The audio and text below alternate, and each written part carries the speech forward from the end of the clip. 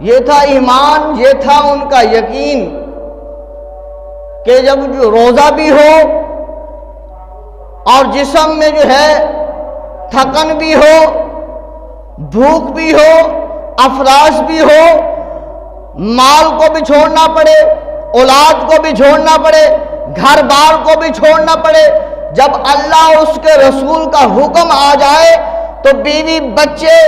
سب کچھ پیچھے رہ جائیں، والدین پیچھے رہ جائیں، مال و دولت پیچھے رہ جائے، عزت و شہرت پیچھے رہ جائے، مقام و مرتبہ پیچھے رہ جائے، آگے ہو تو صرف امام الانبیاء کا چہرہ مبارک ہو۔ ادھر سے آقا کریم کا چہرے مبارک کو تکنا ہے اور ادھر سے کفار کو واسطے جہنم کرنا ہے۔ اگر خود کو شہادت مل گئی تو شہادت کا رتبہ اللہ عطا فرمایا تو قبر